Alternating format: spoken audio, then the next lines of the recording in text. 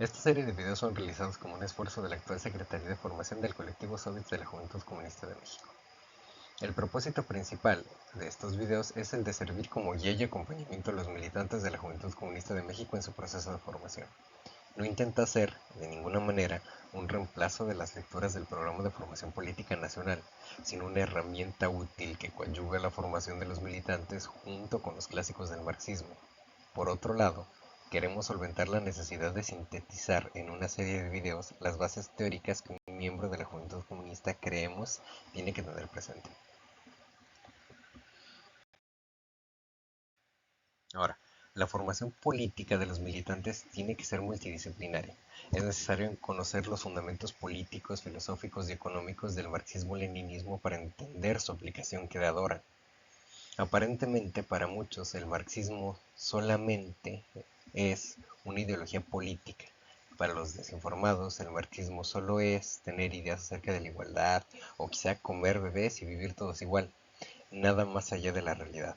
El marxismo nos brinda herramientas metodológicas robustas para poder analizar la realidad social concreta en la que nos encontramos. Entonces, el objetivo concretamente es ayudar a conocer la teoría marxista-leninista. Perdón, el estudio de la realidad concreta de cada país es propia de cada militante. Nuestro trabajo se limita a presentar de forma pedagógica, pero a la vez rigurosa, los principales conceptos de la teoría general del materialismo histórico y dialéctico en los siguientes videos. Nosotros estamos utilizando como base el libro de Marta Harnecker de conceptos fundamentales del materialismo histórico y este libro pretende detenerse en estos conceptos haciendo un estudio crítico de ellos, es decir, buscando más allá de las palabras el pensamiento profundo de sus autores, lo que permitirá escapar al dogmatismo y aplicar creadoramente estos conceptos en el análisis de nuestras realidades concretas. Antes de continuar, nos vamos a detener un poco en la idea de qué es una teoría. Usualmente, de forma coloquial, cuando se habla de teoría, se imaginan las personas eh, en- se imaginan como teoría como una idea que no ha sido probada verdadera. O quizá una buena idea, pero que no ha sido probada verdadera. Por ejemplo, cuando se habla de la teoría de la gravedad, hay personas que quizá erróneamente piensan que es porque la gravedad no ha sido algo que esté completamente definido o puede ser que ni siquiera exista.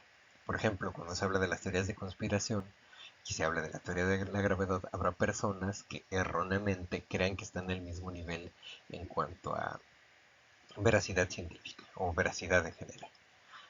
Esto es un error.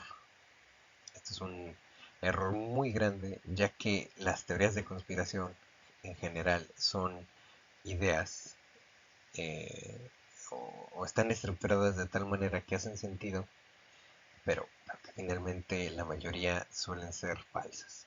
Y además tienen un papel particular que nubla la conciencia de clase. Y eso es algo que hablaremos quizá en algún video. Entonces, volviendo al concepto de teoría, teoría en términos científicos es un alto nivel de desarrollo. Es decir, cuando se habla de teorías científicas, estamos hablando de instrumentos de conocimiento que han sido definidos de una forma concreta y que son útiles. Para que una ciencia sea una ciencia, debe cumplir como mínimo tres cosas. Tiene que tener conceptos, un sistema internamente consistente y un método.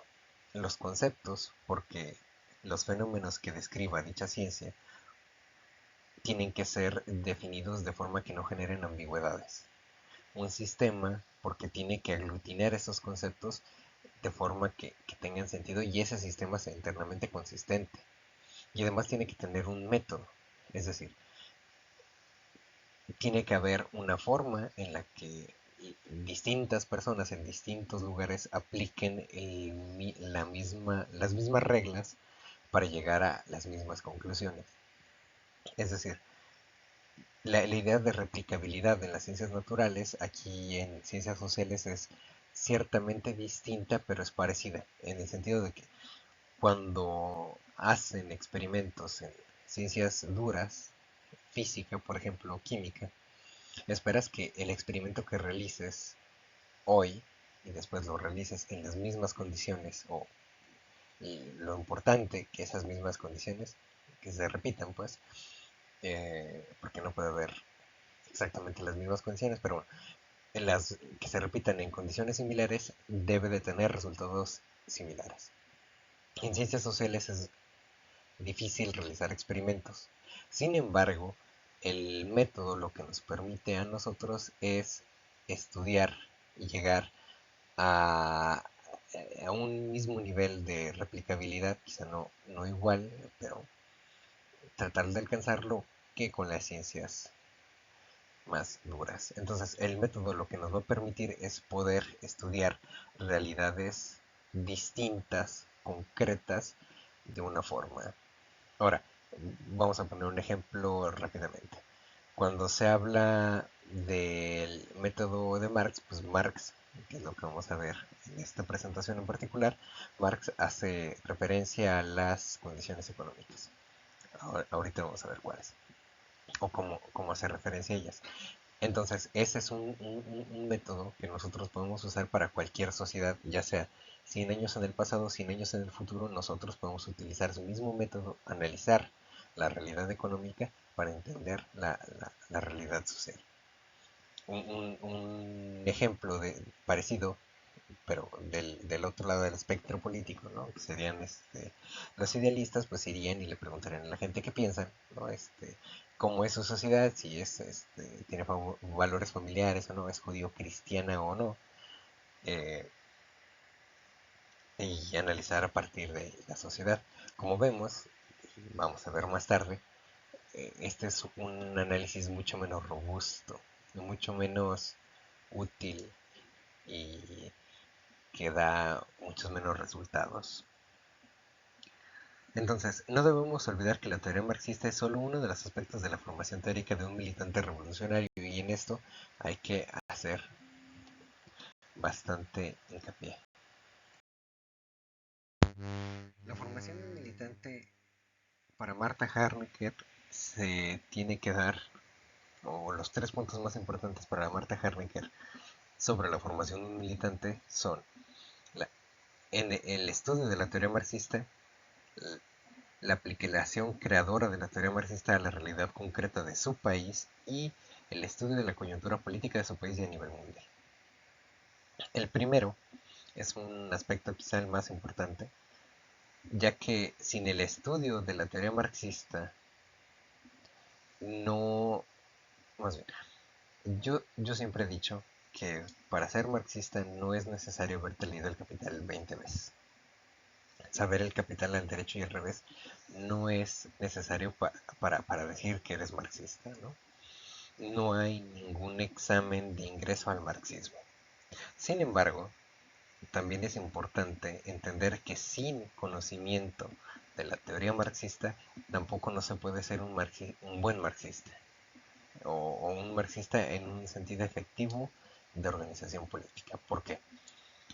Por lo menos en México recibirás mucho más contradicción, o más bien te tratarán de contradecir más si te llamas comunista que si te dijeras fascista, ¿no? O una opinión de derecha que en general podría ser que todos estén de acuerdo que está mal, pero si tú dices, no, es que yo soy comunista y creo en que debemos acabar con la propiedad privada, no, se acaba el mundo, porque Dios o lo que sea.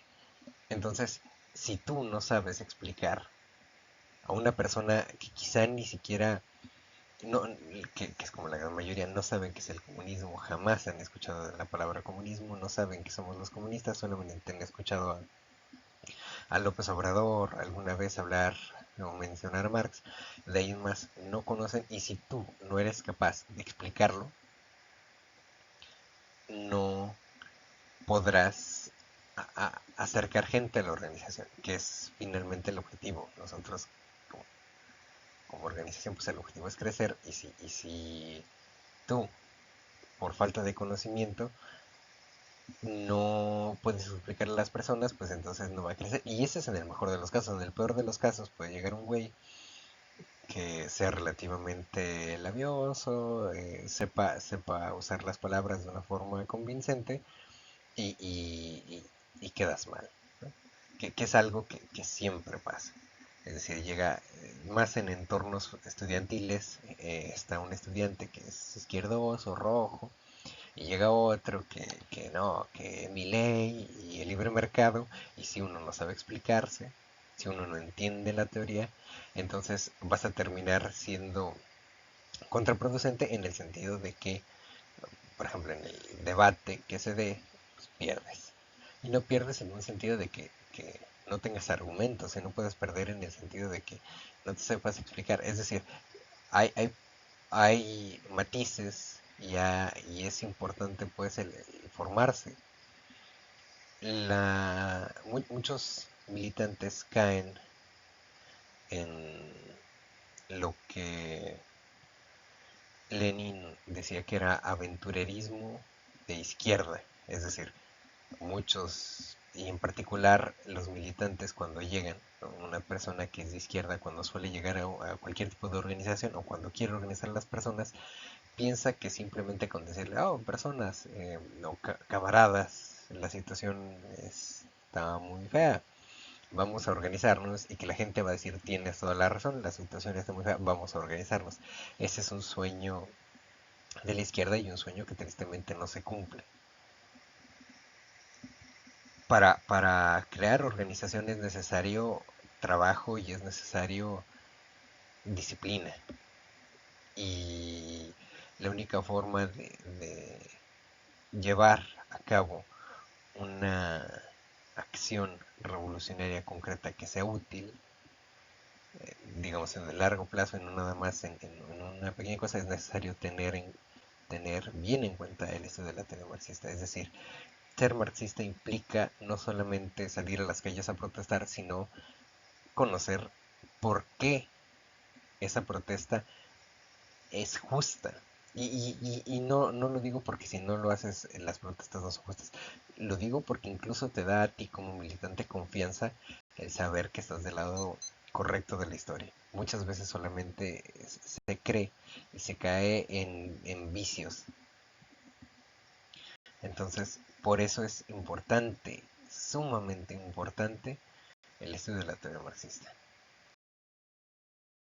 Ahora rápidamente pasaremos a qué es el proceso productivo y la producción en general.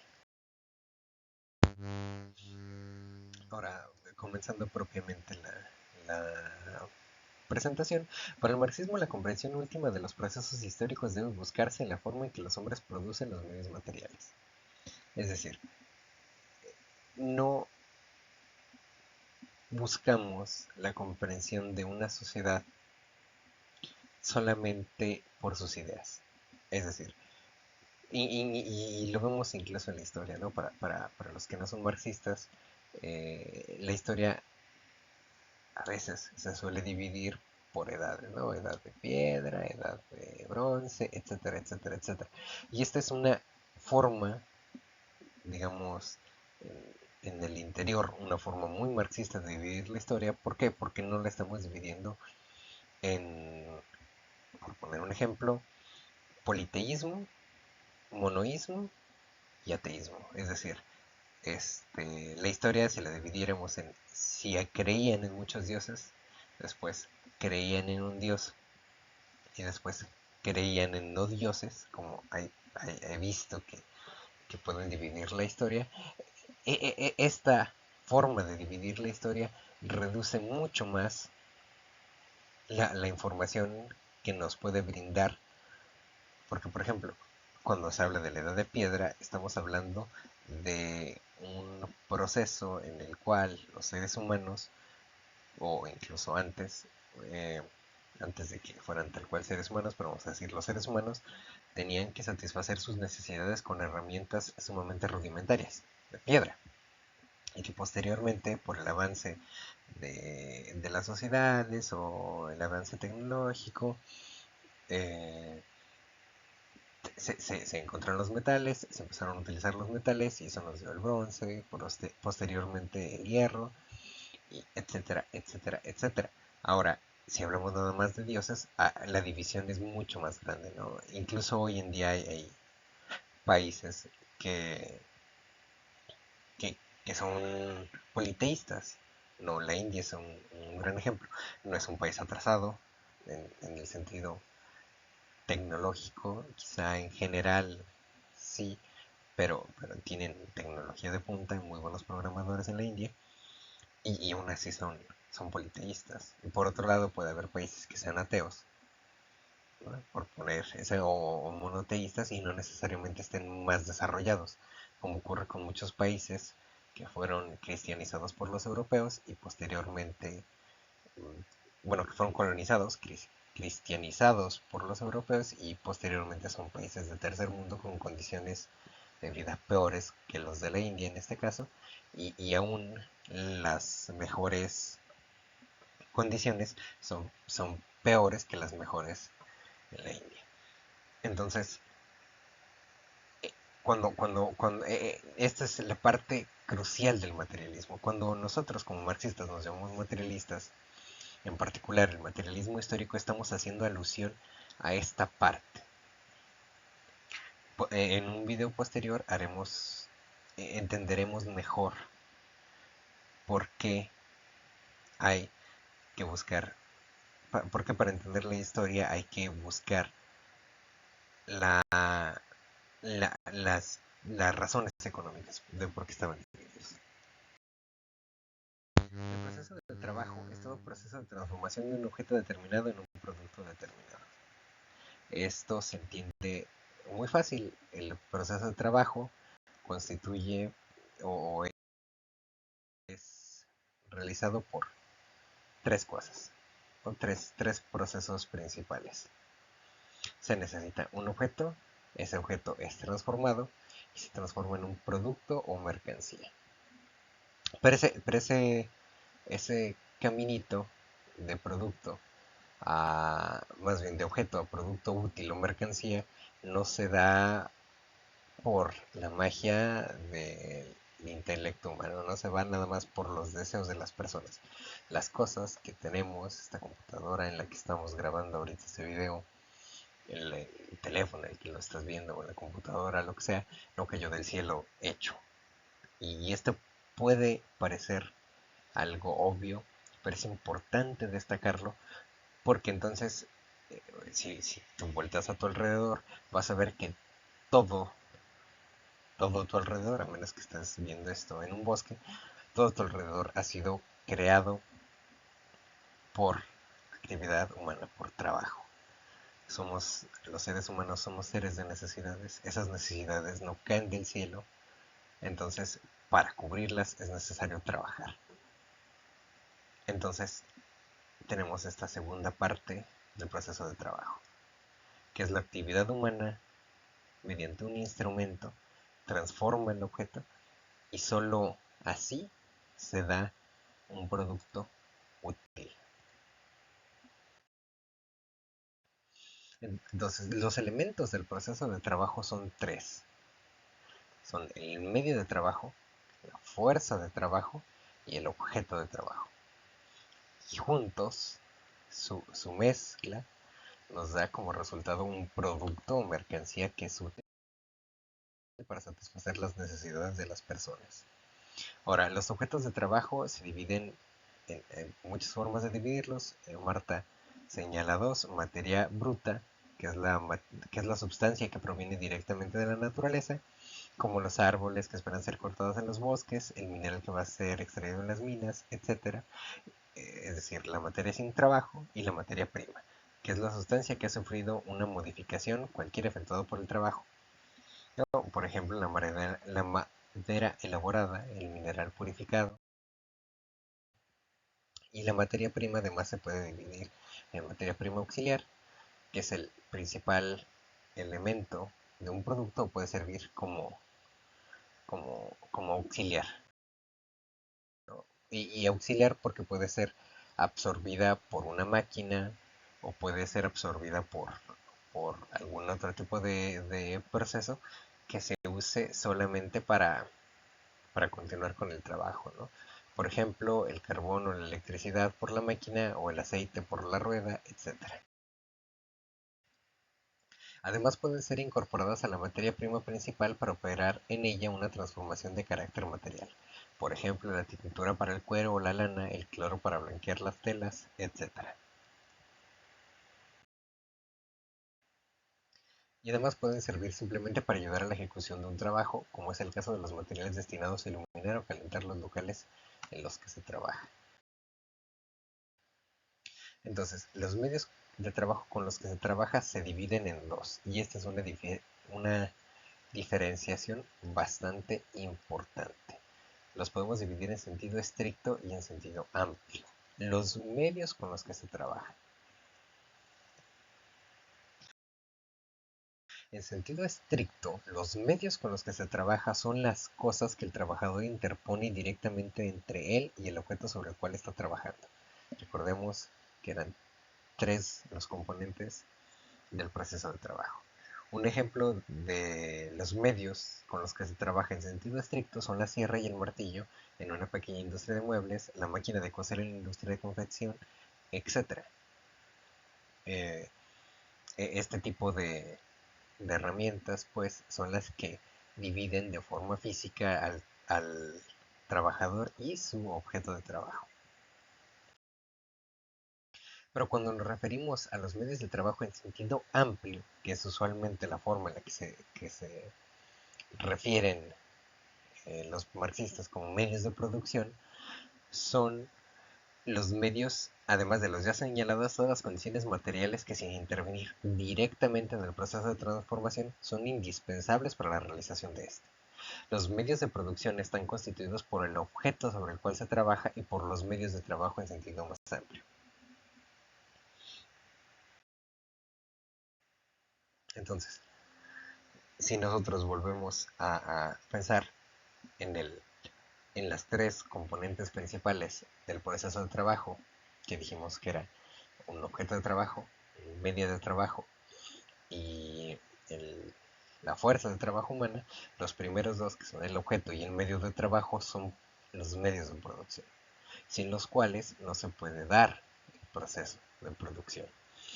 Esto es muy importante, ¿por qué? Porque cuando hablamos de medios de producción o la parte de eliminar la propiedad privada, muchas personas piensan que estamos hablando de vamos a nacionalizar los cepillos de dientes, vamos a hacer algún tipo de propuesta de ese sentido. Pero nada más allá de la realidad, de lo que se está hablando es, pues, de los medios de trabajo en sentido amplio. Entonces, la actividad humana realizada en el proceso de producción no se tiene que confundir con la idea de trabajo y fuerza de trabajo. Trabajo es, se puede entender, por ejemplo, una máquina realiza trabajo, pero eso no es fuerza de trabajo. Fuerza de trabajo es la actividad humana que se usa para producir o durante el proceso de trabajo. Por ejemplo, una enlatadora, una máquina que enlate mermelada, está realizando un trabajo, pero esa no es parte de la fuerza de trabajo. La fuerza de trabajo es el trabajador que quizá con un esfuerzo mínimo presione botones o lo que sea para que realice esa máquina el trabajo. Entonces la fuerza de trabajo es la actividad humana y el trabajo como concepto general es la actividad de transformación. Entonces nosotros vamos a entender el trabajo como la actividad del hombre o de la mujer encaminada a satisfacer sus necesidades.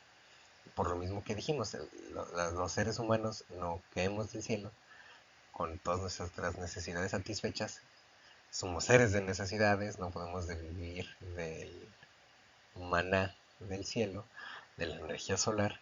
Para satisfacer esas necesidades se tiene que trabajar, no, se tiene que hacer ciertas actividades y ese conjunto de actividades que se hacen para satisfacer necesidades es lo que nosotros vamos a denominar trabajo.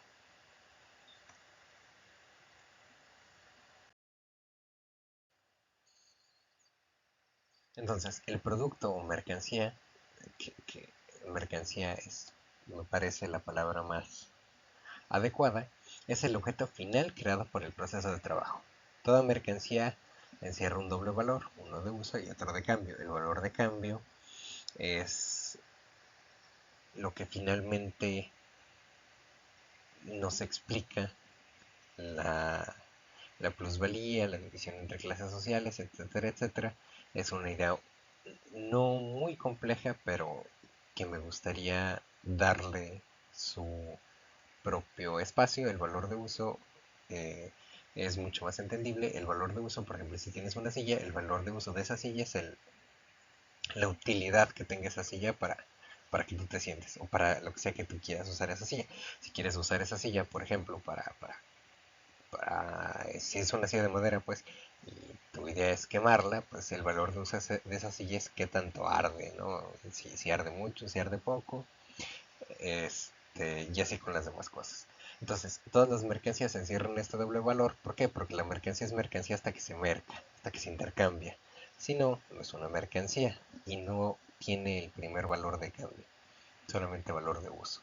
Y este es un ejemplo, y este es algo que se puede ver muy claro, por ejemplo, en las familias en donde eh, hay, donde practican agricultura de subsistencia. No producen mercancías porque no las van a mercar. El frijol, por ejemplo, que produzcan es para ellos mismos.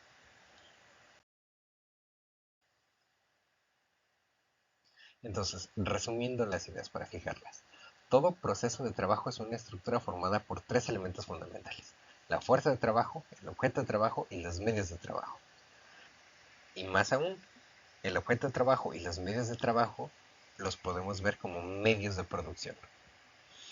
Entonces, los medios de trabajo en sentido estricto determinan el tipo de actividad que deben realizar los individuos para la fabricación de los productos.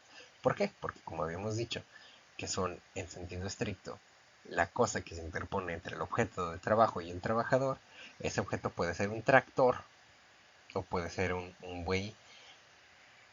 Entonces, esta diferenciación va a determinar el tipo de actividad en sentido estricto. Entonces, los medios de trabajo en sentido amplio determinan el tipo de relación entre los seres humanos en torno a la producción, en estamentos o clases.